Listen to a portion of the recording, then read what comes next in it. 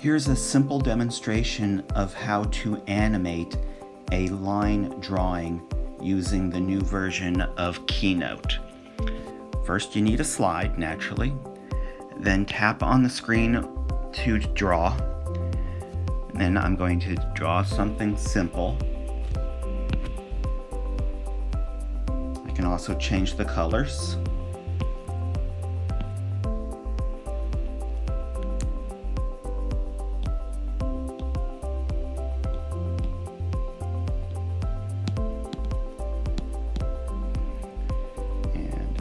Change another color.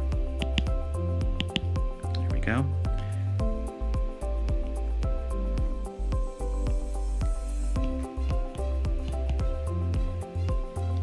And then I am done drawing.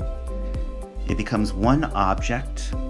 I tap in the center of the object. I get a contextual menu. Tap on the last item that says Animate.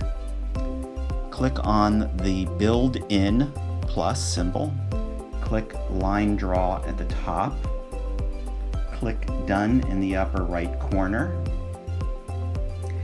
and then play for a demonstration.